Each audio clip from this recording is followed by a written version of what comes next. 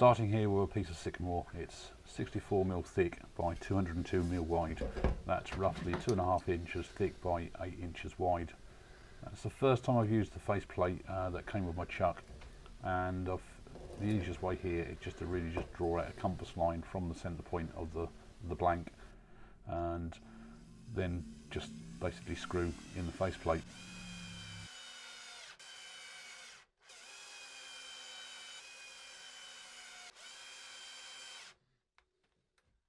So the good thing about using this faceplate, it just literally goes straight into the chuck jaws, so it's just so much quicker and easier to use. The first job is to just face off the surface. This will actually be the bottom of the bowl.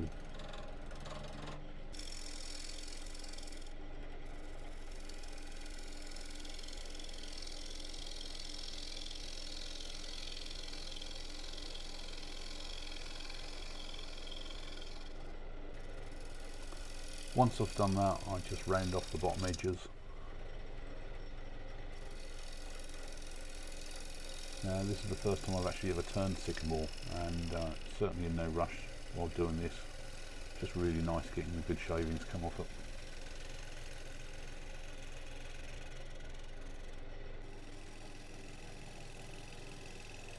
Since I started wood turning a couple of years ago now, every year I make the wife an anniversary present and her birthday present, and I mean they're only 2 days apart, so it's just a case of doing everything all at once. And last year for anniversary I made her some tulips from Spalted Beech and oak, and for her birthday I made a segmented lighthouse which is all made out of pine.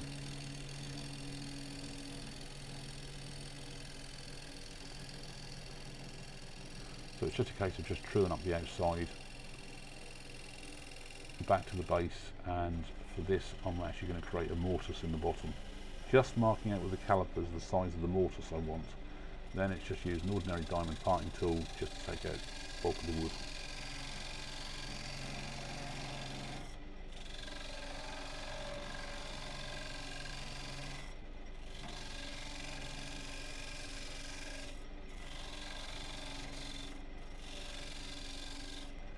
Once I've got the bulk of the wood out from using the parting tool, I just use the skew just to put the angle in for the mortise.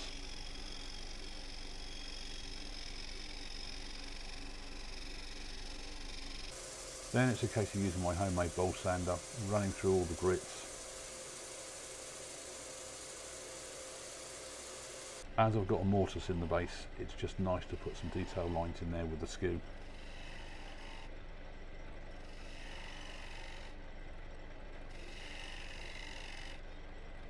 Then it's on with some sanding sealer,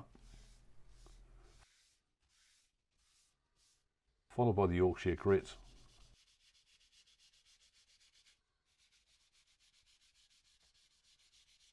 And before I do anything further, I then will just sign my name on the bottom, put the date and the wood.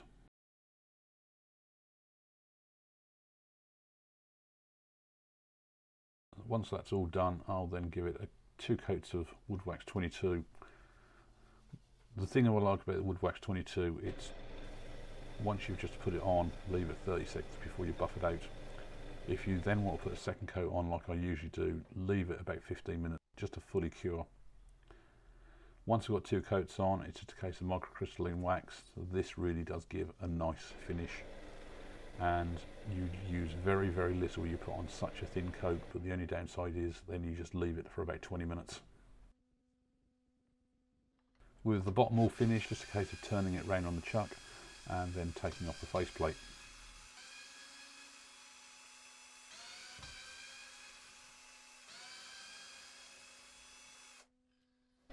Then it's just a case of hollowing out the centre, where I take most of the waste wood out here.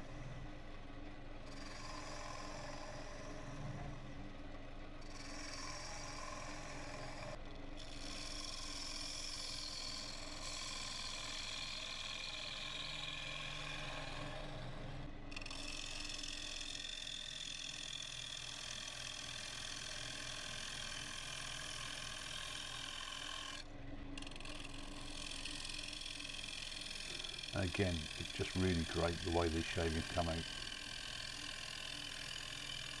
Now, even though this is the first time I've turned Sycamore, I've got to say I really do like the grain in here. It's actually quite subtle, but it is actually quite visible. I know a lot of people actually use Sycamore because it's more of a plain wood, and they use it for a lot of colouring projects.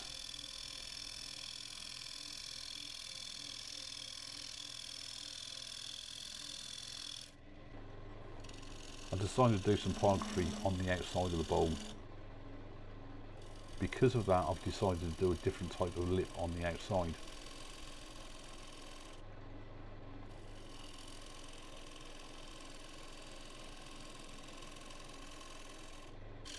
So the outside shape totally finished now. It's just back to the inside, just to take it out to the full depth and width that's required. When that's all done, it's just using the round nose scraper just to lightly go over and just tidy up the finish.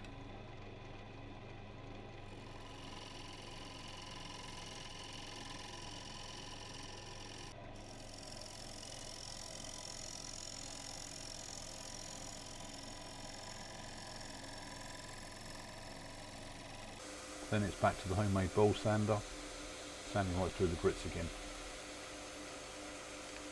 Now for the pyrography, all the pyrography is going to go on this outside lip, and for the writing, what I've done, I've found a nice font online, free fonts that you can download and install on your computer, and put the text in I wanted, and I'm literally just hand copying it onto the outside of the bowl. For the tulips, I did actually find some images online that I just modified around a bit, printed them out, and I stick them to the edge of the bowl, and I'm just using carbon paper to transfer the images. Now I did this bowl back in March, and since then I've bought some Sorel paper, which is in some ways a lot better for transferring because you can actually rub out the lines a lot easier.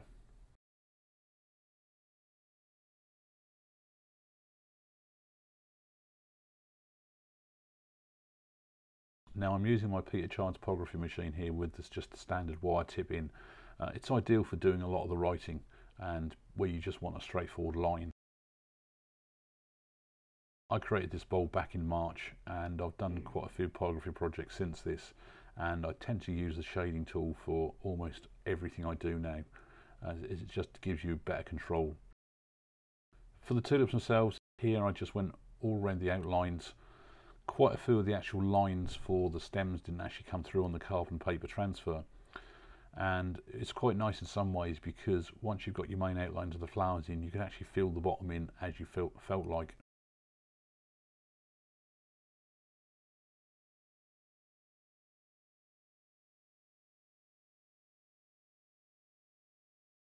These days I would still use the shading tool for this.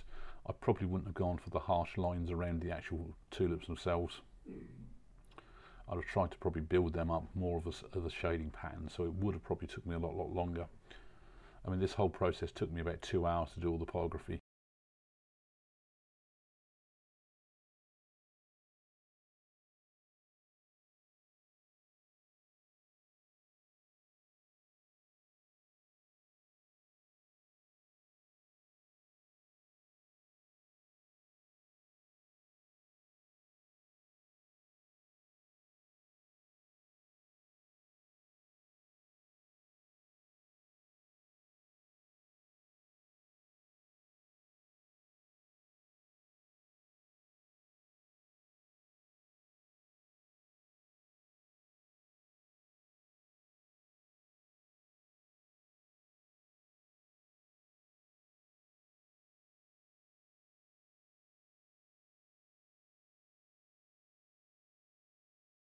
Once all the outlines of the flowers in with all the stems, it's just a case of going over with the shading tip just to put some little bit of extra detail in.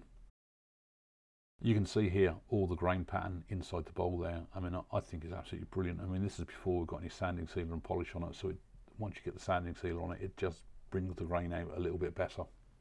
So I've left the chuck here on the bowl. The main reason really was it just gives you that bit of extra weight on the bottom of the bowl, and I knew I was going to be tipping it up like this, so it was just easier for manoeuvrability working around the edge of the bowl. With the bowl back on the lathe, sanding sealer, Yorkshire grit. Here I'm just actually buffing off the Yorkshire grit when I've finished. Then it will be a couple of coats of Woodwax 22, Then finally it's a coat of the microcrystalline wax just to finish off the whole bowl. The wife absolutely loved this bowl. She seems to have a thing about tulips. About 3 or 4 weeks after I made this bowl, I turned another Sycamore bowl, which was actually even bigger than this one. This was for my niece's wedding. Some pyrography on it, and also I made several pieces of fruit to go in the bowl. So there was an apple, a pear, a banana, thanks to Steve Twardell from Woodturning for showing us how to do that, and lots of grapes. Please watch the end of the video.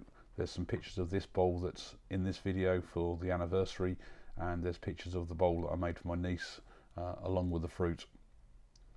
If this is your first time here, please do subscribe and hit the little bell icon so you'll get notified every time I upload a video.